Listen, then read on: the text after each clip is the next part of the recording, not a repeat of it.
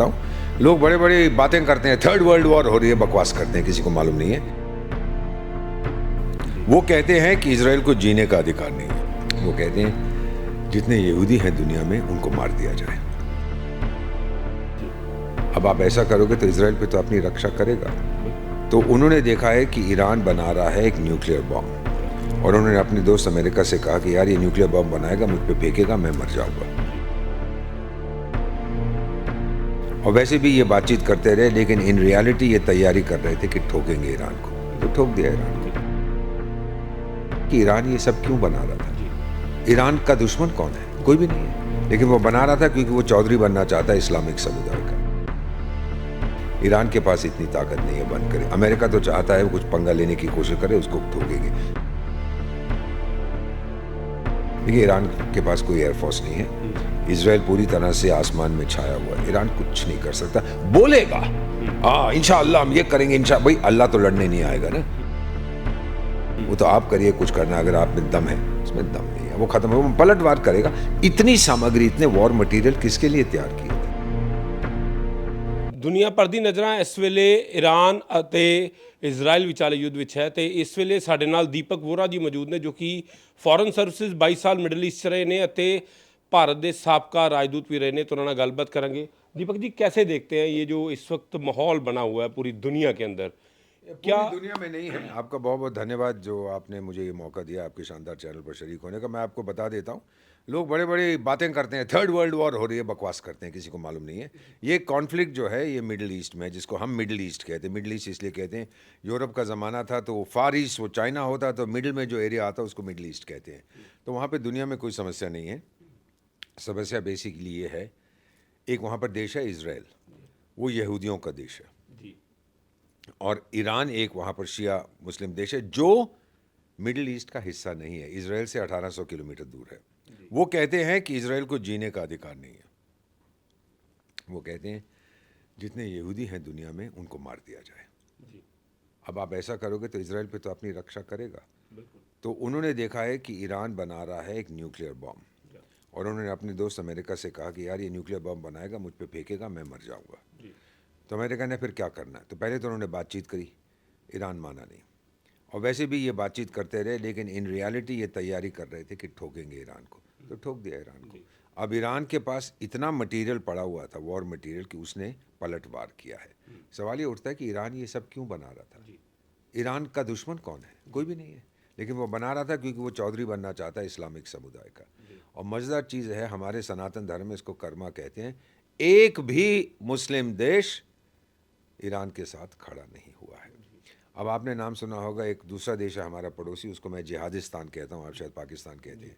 तो उसने Saudi Arabia के साथ एक अग्रीमेंट किया था पिछले साल की, डिफेंस अग्रीमेंट, कि अगर आप पे हमला हुआ तो हम आ जाएंगे, जान दे देंगे, आपको बचाएंगे। अब ईरान ने सऊदी अरेबिया पर हमला किया है।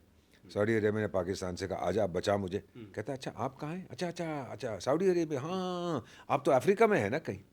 ऐसे दोगले हैं, ऐसे बेईमान हैं, ऐसे बदमाश हैं। सऊदी अरेबिया से पैसा ले लिया, और जब कीमत चुकाने की, जब अपना फ़र्ज़ निभाने का समय आता है, मुकर जाते हैं, दोगले हैं। तो अब जो वहाँ पे होने वाला है, 4-5 दिनों के अंदर ईरान घुटने टेक देगा, इजराइल वहाँ का चौधरी बनेगा, और जितने अरब मुल्क हैं वो सब इजराइल के साथ दोस्ती कर पर लेंगे। जो ये प्रोटेस्ट हो रहे हैं ईरान के हक में, इसको आप कैसे देख ये रहे हैं? प्रोटेस्ट शिया लोग कर रहे हैं, भारत में भी हो रहे हैं, इधर हो रहे हैं, उधर हो रहे हैं। मैंने भारत में देखे थे, कश्मीर में हो रहे हैं। मैंने उन सबसे कहा देखिए, यहाँ शोर मचाने से कुछ नहीं होगा। आप किसी के दूतावास को जला देंगे, अच्छी बात है, मेरी बात मानिए, यहाँ से फ़्लाइट करी, एक जहाज़ लीजिएगा और आप टर्की चले जाइए, टर्की से ईरान जाइए, वहाँ जाके लड़िए। और जब इजराइल आपके मिसाइल को भेज देगा तो फिर आप अपनी तलवार के साथ अल्लाहू अकबर कह के उसको नपुंसक बना देना, उस मिसाइल को। लड़ने के लिए कोई नहीं जाता, यहाँ शोर मचाने के लिए सब आ गए हैं। ईरान अकेला पड़ गया है, कोई उसके साथ नहीं है। क्या समझते हैं कि भविष्य में ईरान का जिस तरह से अटैक हो रहे हैं, क्या इसका सर्वाइवल हो पाएगा? ईरान तो सरवाइव करेगा, देश तो कभी ख़त्म नहीं होता, लेकिन उसकी जो मुल्ला सरकार है वो चली जाएगी, और उसका जाना लाजमी है। क्योंकि मिडिल ईस्ट का जो आप बात कर रहे थे, जो मैंने देखा है, बातचीत की, मेरे बहुत से दोस्त हैं, जितने अरब देश हैं कहते हैं कि हमारा नंबर 1 दुश्मन इजराइल नहीं है, ईरान है। तो उसका कारण कि उन्होंने कहा कि अमेरिका ने अपने एयर बेस बनाए थे, इसके कारण जो है ईरान जो है उससे लड़ाई कर रहा है। मेरे पास एक मैंने भारत ने इन्वेस्टमेंट कर रखी है, अफ्रीका में भी किया, लैटिन अमेरिका में भी किया, यूरोप ने भी किया, तो अगर कोई मुझसे पंगा लेता है इसको मतलब जाके मेरे इन्वेस्टमेंट को उड़ा दो, ये तो बेकार की बात है। अगर बेस बना रखा है तो ईरान की पॉपुलेशन को क्या तकलीफ है, ईरान की सरकार को क्या तकलीफ है? बेस उसने बनाया अपने कारण के लिए, दुनिया का सोल सुपर पावर है, आप क्यों फुदकते हो अगर उसने बनाया? पर ईरान ने जो ये जो दुबई वगैरह में हमला किया, इसको आप कैसे देखते हैं? ये बेवकूफ़ी है। दुबई तो दुनिया का फाइनेंशियल सेंटर था, बहुत से लोग वहाँ जाते हैं, इन्वेस्टमेंट है, हमारा भी है, भारतीय समुदाय के बहुत से लोग वहाँ पर रहते हैं। तो वो ईरान बताना चाहता है कि टाइगर हम तेरे घर तक भी पहुँच सकते हैं, लेकिन अब सारे अरब आपके अगेंस्ट हो गए। कतर जो एकमात्र आपका दोस्त था वो भी आपके अगेंस्ट हो गया। शिया देश भी आपके साथ नहीं खड़े हैं टाइगर। अजरबैजान एक इस्लामिक देश है, 60% वहाँ शिया रहते हैं, वो भी आपके साथ नहीं। इराक के लोग आपके साथ नहीं।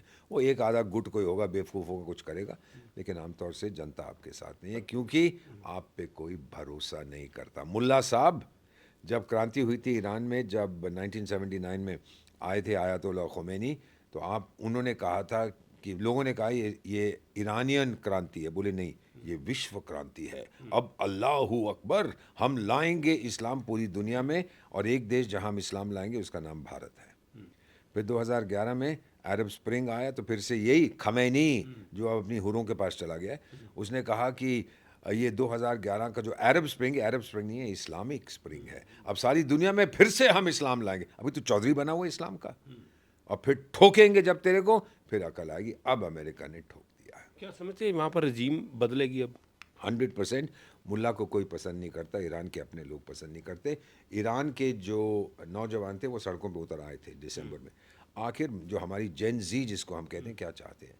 नौकरी चाहता है, घर चाहता है, तनख्वाह चाहता है, गाड़ी चाहता है, अच्छा अच्छा परिवार चाहता है, लड़की के साथ शादी करेगा, या लड़की है वो किसी लड़के के साथ शादी करेगी, खुशहाल ज़िंदगी चाहते हैं। मिला क्या है? 40 साल में मुंह खोल इस्लाम खा, मुंह खोल इस्लाम खा, और क्या मिला है? महंगाई इतनी है कि 2 वक्त की रोटी नहीं नसीब होती, नौकरी नहीं है, घर नहीं है, बहुत परेशान है। 70-80 हज़ार तो उन्होंने डेमोन्स्ट्रेशन किया था दिसंबर में, और ये मुल्लाओं ने उनको मार दिया। तो क्या समझते हैं कि भारत पर इस वॉर का कोई असर पड़ रहा है? पड़ेगा। क्योंकि जिस तरह क्रूड ऑयल की कीमतों की बात की जा रही है, और वो कह रहे हैं कि रास्ता भी बंद हो जाएगा। रास्ता कोई नहीं बंद होगा, स्ट्रेट ऑफ हॉर्मुज को कोई बंद नहीं कर पाएगा। अगर कोई बंद करेगा तो अमेरिका की नौसेना है, ईरान के पास इतनी ताकत नहीं है बंद करे। अमेरिका तो चाहता है वो कुछ पंगा लेने की कोशिश करे, उसको ठोकेंगे।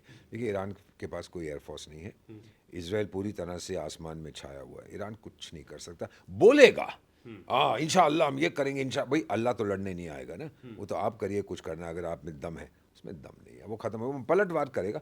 इतनी सामग्री, इतने वॉर मटेरियल किसके लिए तैयार किए थे? क्या समझते हैं कि ईरान के पास कोई हिडन यूरेनियम या इस तरह की कोई चीज़ है जिससे वो कोई बड़ा नुकसान कर? नहीं, वो उनका एक था, कोई कह रहा था कि हमारे पास 11 न्यूक्लियर बॉम्ब बनाने की सामग्री, वो सब बकवास क्योंकि करते हैं। आज कुछ एक अर्थक्वेक भी आया था, उसको भी उसके साथ जोड़ा जाए। अब कह रहे हैं कि शायद हो सकता है न्यूक्लियर टेस्ट किया हो, मेरा नहीं मानना है। अर्थक्वेक आया तो आया, ये है ना। मैं एक चीज़ बता दूं, जो लोग बहुत तारीफ करते हैं ईरान की, हमने देखी है ईरान की हकीकत, लेकिन दिल के खुश रखने को गालिब, ये ख्याल अच्छा है। तो जो पाकिस्तान ने इस बार एक बार फिर अपना दोगला, मैं लास्ट सवाल लूँगा आपसे, ये जो पाकिस्तान ने अपना दोगलापन दिखाया, क्योंकि पहले अपने को दोस्त बता रहा था, फिर वो उसके बाद अफगानिस्तान में भी उलझा हुआ। बता देता हूँ, उसने सऊदी अरेबिया के साथ एक समझौता किया था, डिफेंस एग्रीमेंट पाकिस्तान में, अगर आप पे हमला होगा हम आपको बचाने आएंगे।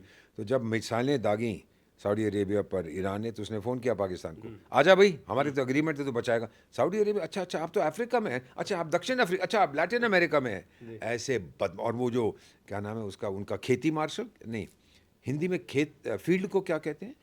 फील्ड, खेत। हाँ, तो खेती मार्शल था वो गधा, तो वो छुप गया, बंकर में बैठा हुआ है।